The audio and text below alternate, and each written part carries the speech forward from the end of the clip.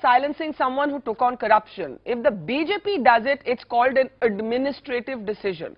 Has your party done exactly what the Congress did to Ashok Khemka? Barkhaji, in all its existence in the last 10 months in the centre and last 4 months in Haryana, not a finger has been raised against the governments on the issue of integrity, on the issue of corruption. I mean, the biggest accomplishment of both these governments has been to eliminate corruption at the political level and otherwise. Now, the facts and circumstances of the cases are not known to me because this was a last minute change of topic when I was informed that I'll be participating in this. So I would be unable to really specify why and under what circumstances the transfer took place. But the conduct of the government raised suspicion. In the BJP's case, in the case of BJP, the conduct of Narendra Modi and his government has an impeccable record, and so is the case with Mr. Khattar. So equating this with the Congress and their rule and saying in their rule they said it's routine transfer, you're also saying the same? No. The contexts are entirely different. As I said, I wish I was aware of the topics, so I would have really got the facts before everybody, but I'm sure it cannot be the reason that we are trying to protect or we are trying to encourage any kind of corruption, because that's the hallmark of this new government. You make an interesting point that the context is different, that there is no backdrop of visible corruption or the charges of corruption as there was when the Vadra controversy erupted, and I'd like Pawan Khera to actually respond to that. The fact of the matter is that you've had just in the last couple of weeks a CAG report. Call him a headline hunter. Ashok Khemka has a reputation to be envious of. Certainly. And that's the reason I say there's no question of BJP having any vindictive attitude towards Mr. Khemka. Because we've got nothing to do with any of these shady deals which have been happening in the past. Nobody's interested, nobody's going to indulge in them.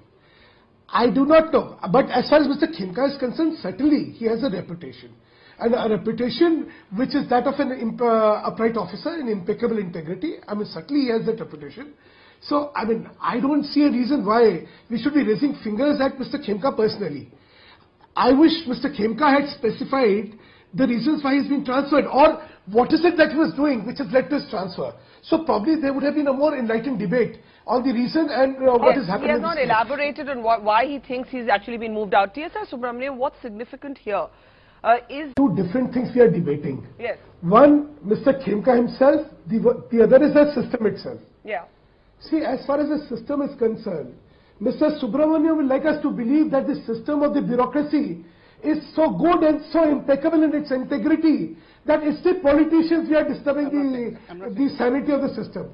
Sir, at the people's level, the exploiters are the bureaucracy and not the politicians. Don't misquote me. I'm not saying that. The worst kind of administration I'm not saying that, sir. I'm a great critic of the bureaucracy. Don't say that. Bureaucratic corruption they have encountered.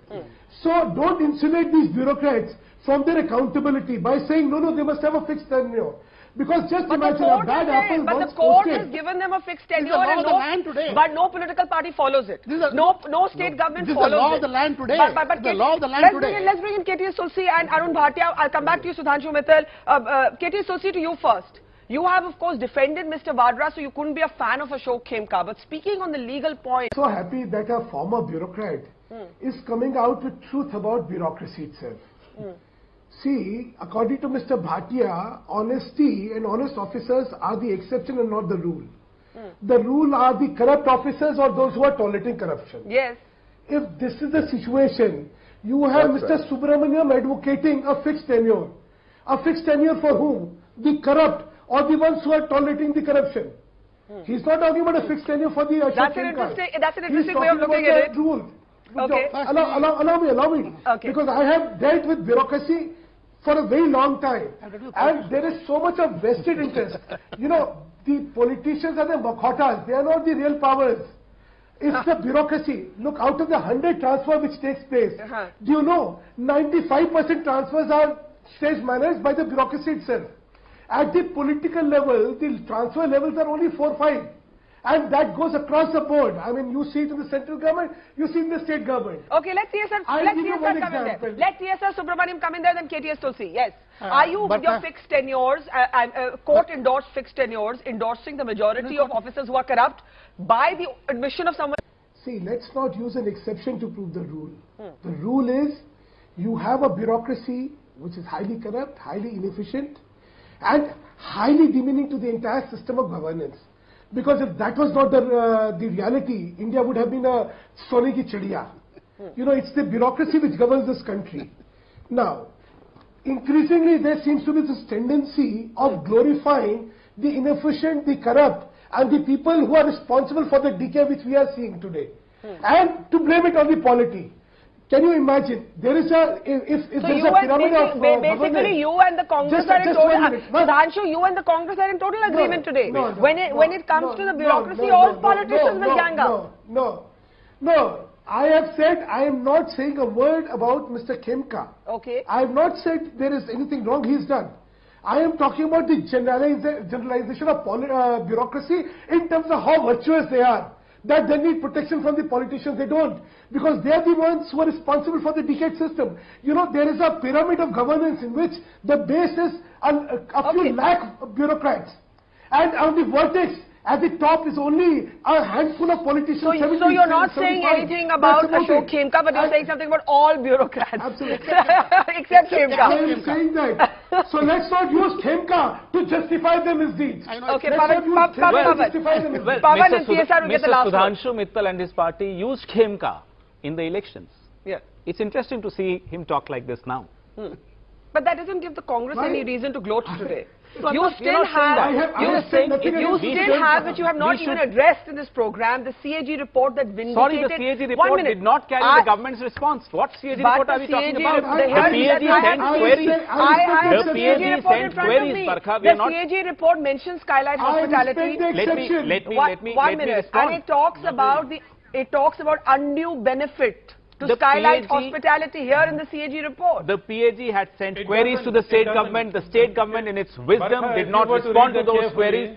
How can you call this CAG report valid? Mr. Tosi, it's paid. We all know what Robert Vadra did. We all know what happened about the land deals there. Yes. So let's not camouflage. Okay, I've got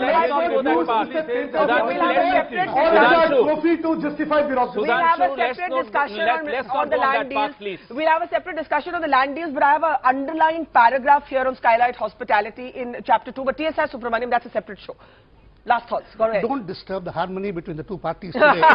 They both agreed today. But I think, but let's go back to different. And there was no agreement amongst the bureaucrats. Let's go back. No, we have just exposed you, Mr. Subramaniam. Okay, let him speak. Okay, I've got to end. Last one. I have heard a brand new theory of management today, which should now go to Harvard or London University or wherever should tell the